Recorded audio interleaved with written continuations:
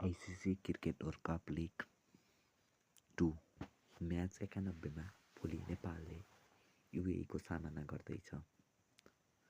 यो राउन्डमा नेपालले 3 खेल्दा 3 नै हार बेहोरेको छ।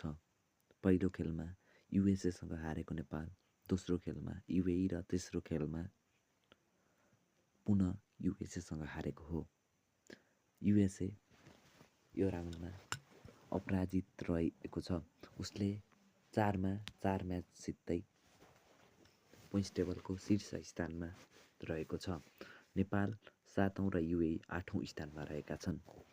भोलि पुछारमा रहेका यी दुई टोली प्रतियोगितामा सुखद अन्त्य गर्न चाहन्छन्।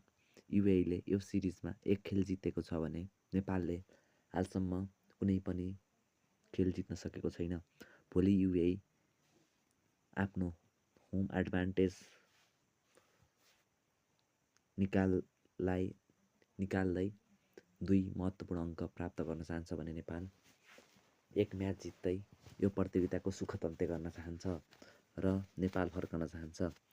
भोलिको खेल आइसिसी क्रिकेट एकाडेमी ग्राउन्ड दुबईमा हुनेछ। खेलको प्रत्यक्ष प्रसारण आइसिसी टिभीको वेबसाइटबाट हुनेछ भने नेपालमा कान्तिपुर म्याक्स एचडी र भारतमा फ्यानकोडबाट हुनेछ।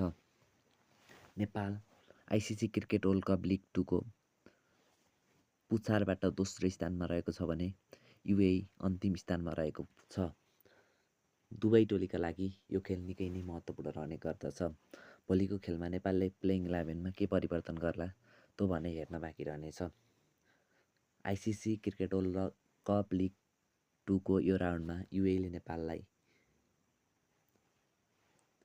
हराएको थियो अघिल्लो खेलमा। भोलि त्यो खेलको बदला नेपालले लिन चाहन्छ। भोलिको खेलको लागि नेपाललाई जितको शुभकामना।